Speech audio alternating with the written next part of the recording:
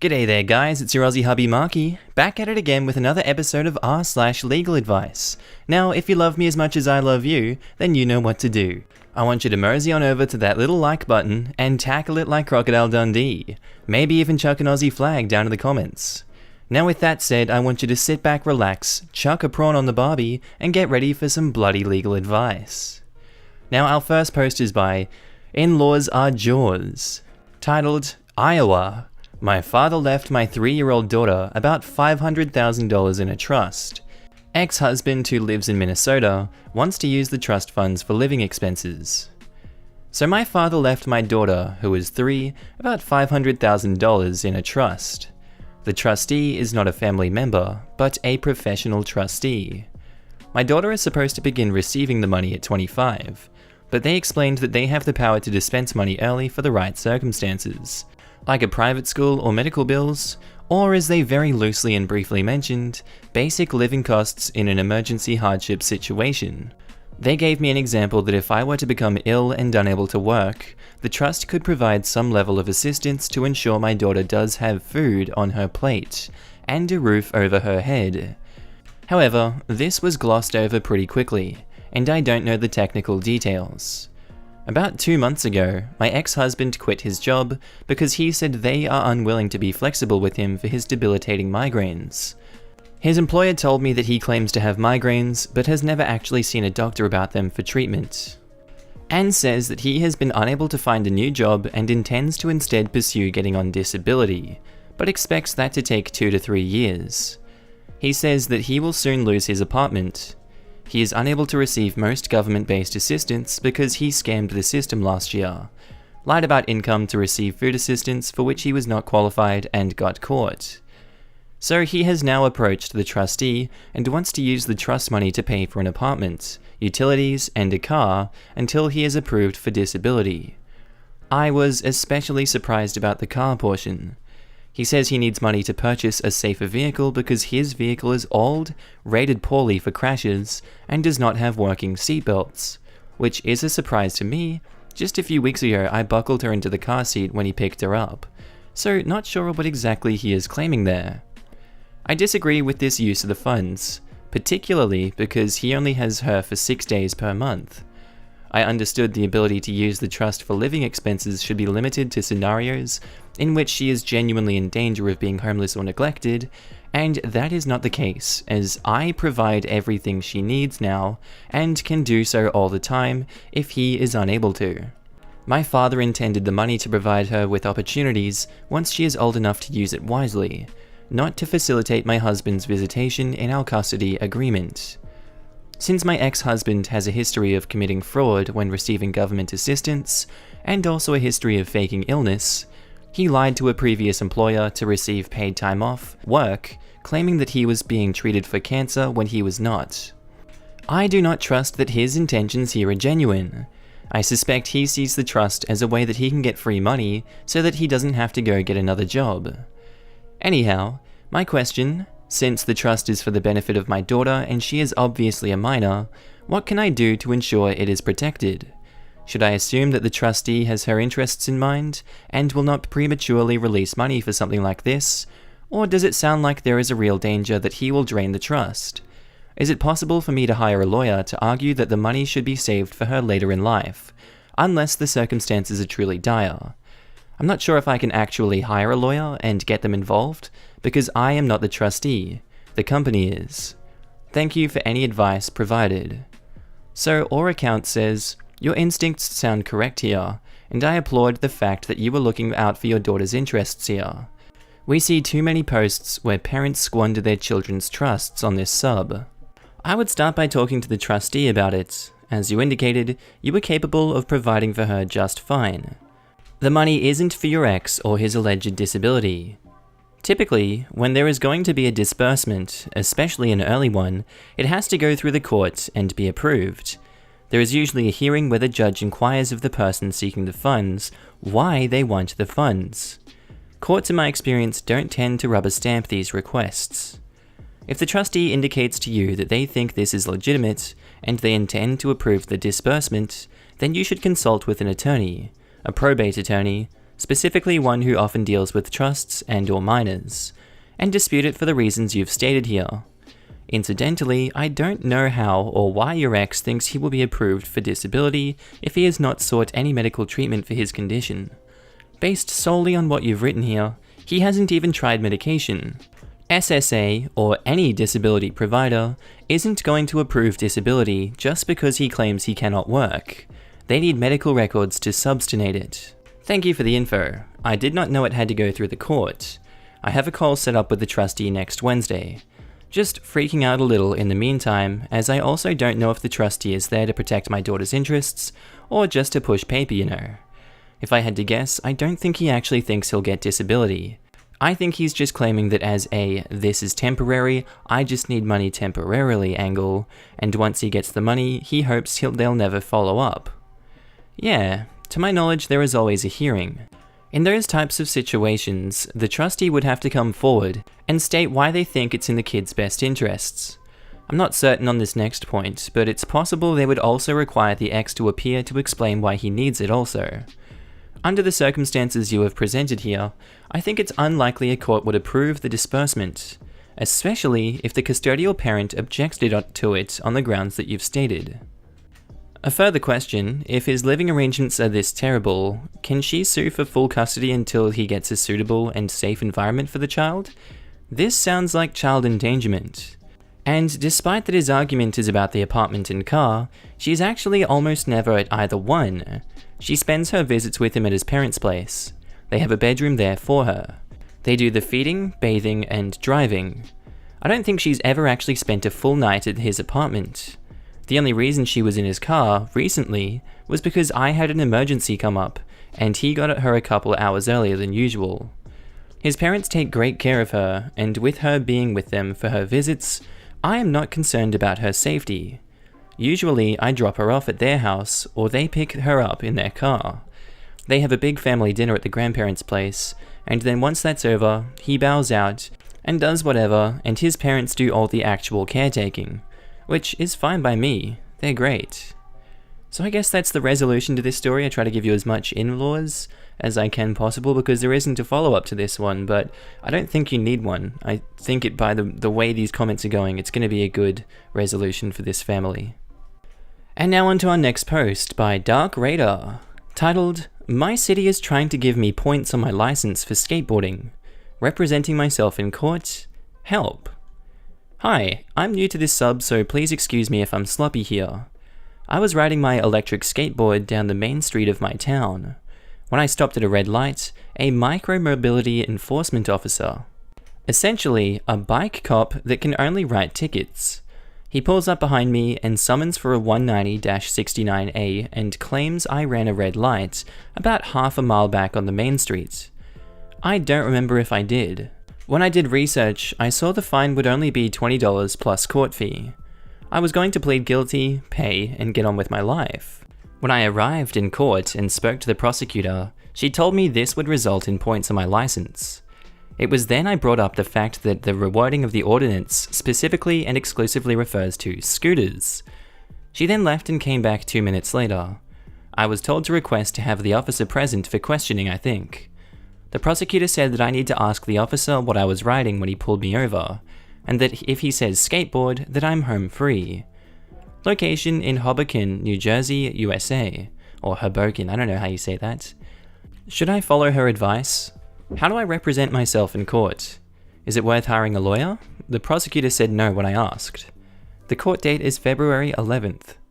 And according to the ordinance, an electric scooter is defined as a scooter with a floorboard that can be stood up upon by the operator, with handlebars, and an electric motor that is capable of propelling the device with or without human propulsion at a maximum speed of less than 19 miles per hour. I don't see any handlebars. So asking the prosecutor if you need a lawyer isn't the right way to go about it. They of course don't want you to have one. They may be trying to be helpful towards you, but typically prosecutors have the city's, county's, and state's best interest in mind, not you.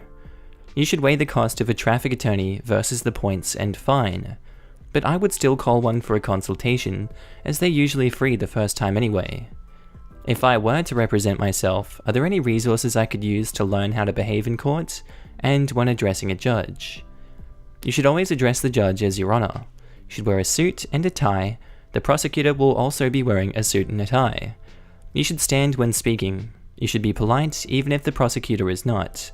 Above all else, you should do your research and look at the citation that you received. Read it closely and form your argument ahead of time. And now, I represented myself in court and won. Update, my city is trying to give me points on my license for skateboarding. So I read a statement prepared by Doc Sampson and provided a photo of my skateboard. I requested the officer present, and after making me wait for 2 hours, he showed up, and I got to read the following to the prosecutor. Your Honor, the city claims that I violated Ordinance 190-69A, which states any person operating an electric scooter shall obey the instructions of official traffic control signs and other control devices applicable to vehicles, unless otherwise directed by a police officer. Per section 190-67 of the same ordinance, electric scooter is defined as a scooter with a floorboard that can be stood upon by an operator with handlebars and an electric motor that is capable of propelling the device with or without human propulsion at a maximum speed of less than 19 miles per hour. I was riding an electric skateboard.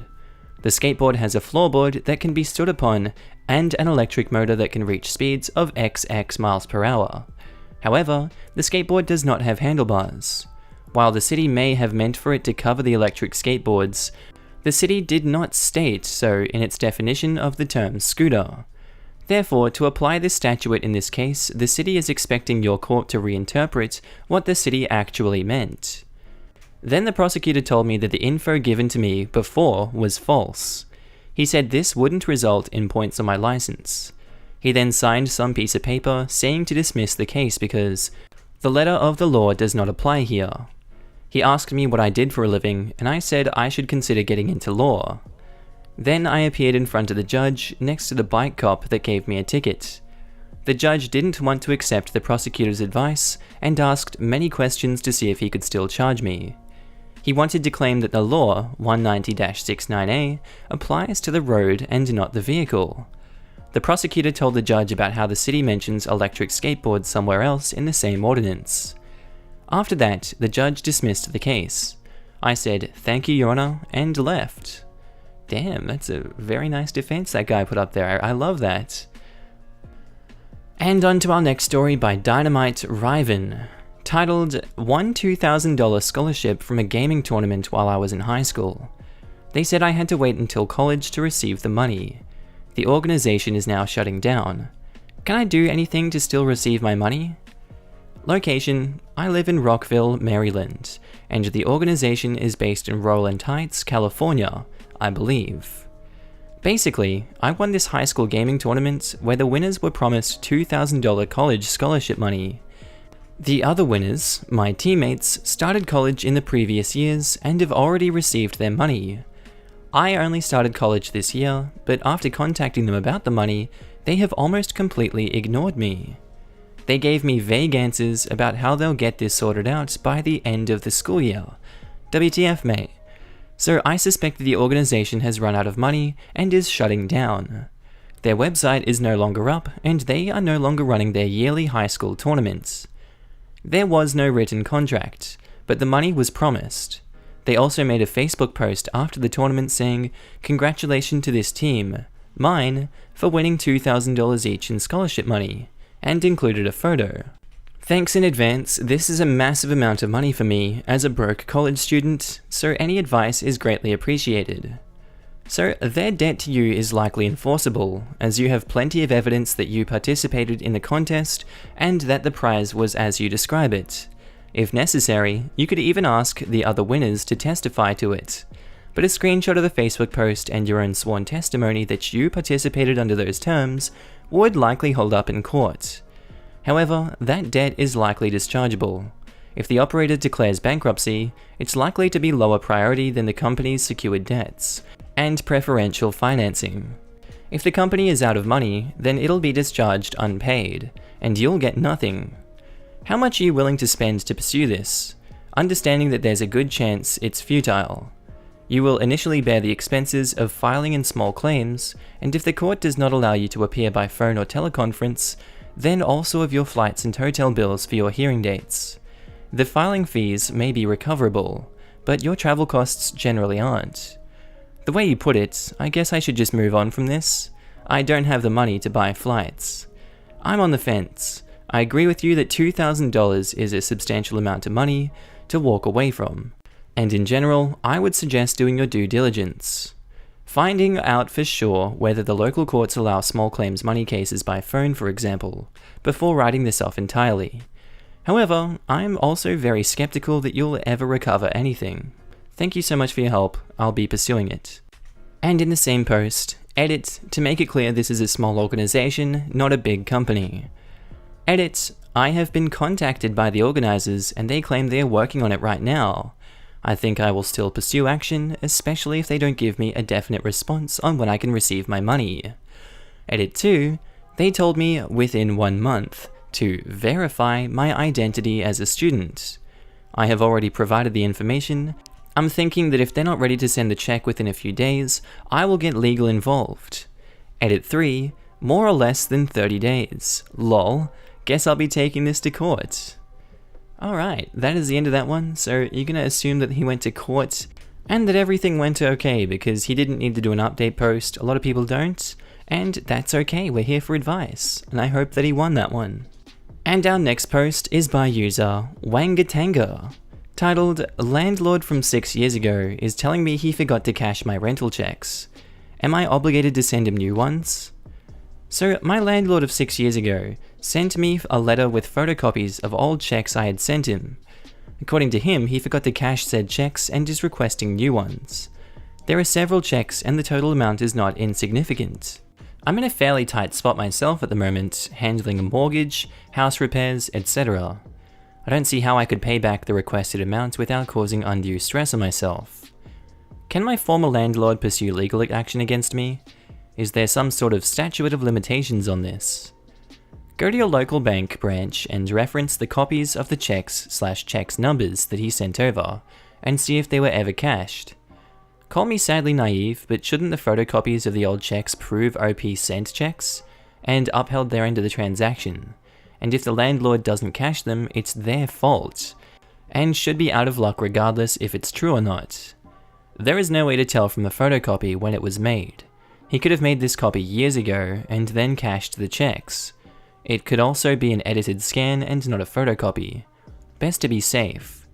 Sure, but I meant the landlord sent the photocopies of the checks from OP, which shows the landlord acknowledges that OP did send the checks and Lord did get them.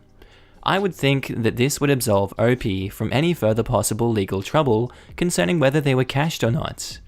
I agree with you, he had them for years and didn't cash them. That's on him. I would be hard pressed to even waste my time looking into it unless he tried to make a legal matter of it. Keep in mind that your landlord may have been able to use e-deposit 6 years ago. When checks are e-deposited, they do not get the stamps or other audit printing, whatever it's called, during settlement. So he may have found checks that look undeposited, but actually were. I would start by checking your past bank statements. You might have to call your bank to see if they even have them. I went to the bank branch in person, and they confirmed with me all checks were cashed and gave me printouts stating as such. Thank you very much for your advice. Then I would make copies of that and send it to the former landlord. Their bad bookkeeping really isn't your problem anymore. And OP puts an edit at the bottom of their post. I went to the bank and they confirmed with me all the checks were cashed and gave me printouts stating as such. Thank you very much for your advice. So it looks like they did follow up. And our next post is by user Lost and Anxious, titled, "A 15-year-old girl made false allegations to Child Protective Services about my 8-year-old son because she doesn't like my 15-year-old daughter." So my 15-year-old daughter was close friends with a girl for a few years, and they had a falling out over ridiculous things. I don't want to go into too many details because the reasons are very specific and the family would immediately know I was talking about them. The girl's mother is crazy and she likes to threaten people with legal action and throw her job title around. She does not work in law or any real position of power. She just has delusions of grandeur. The mother also believes her daughter is perfect and everyone is jealous and bullying her daughter because of their jealousy. I will refer to this mother as Laurie and the daughter as Katie, so the rest of this is less confusing. Laurie has been to the school multiple times and accused my daughter and other students of bullying Katie. The assistant principal has pulled my daughter out of class to discuss Katie. I'm not sure if Laurie has anything to do with the CPS reports, but I cannot contact her directly. Laurie refused to communicate with me when the girls first stopped being friends. I tried to contact her several times, and she does not answer my calls, and has been outwardly hostile to my daughter on more than one occasion. Katie is a bully who says hurtful and dark-natured stuff to try to appear edgy to her friends. My daughter has told me some pretty horrific stuff that Katie said, and I advised my daughter to stay cautious throughout their friendship. When their friendship fell apart, Katie began to say pretty cruel things about my daughter, my son, and our home. My daughter would tell me about the worst of it. One of the things Katie said about my 8-year-old son was disgusting and completely out of line, so my husband and I remembered it pretty vividly. My daughter told us about the comment about 3 or 4 months ago. A few days ago, CPS knocked on our door while I was at work, and told my husband that someone made a report to them about my son, and the complaint was exactly what Katie was saying about him at school a few months ago. There is no one else who could have made this complaint.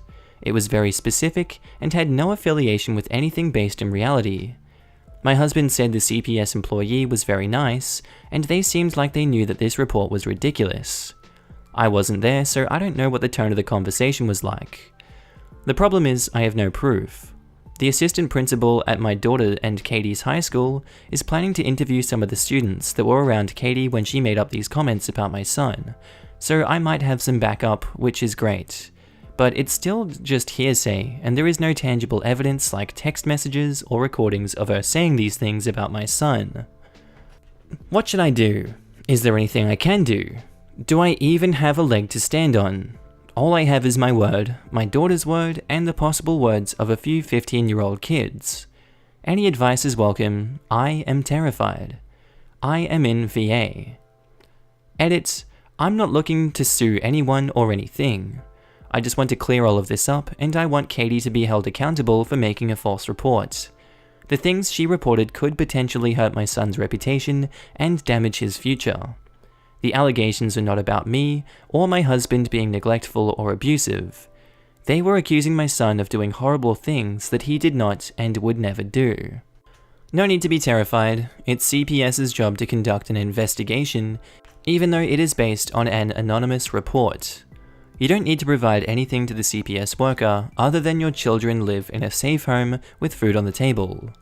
As long as you cooperate and show CPS that your children are safe at home, the investigation will be wrapped up pretty quickly, as CPS has much more direct cases that they need to work on. OP says that the report wasn't about abuse or neglect of the children, but instead allegations of wrongdoing by the 8-year-old. OP doesn't seem to be worried about the investigation, but rather damage to the 8-year-old's reputation. And to that first comment, OP replies, "That is my hope.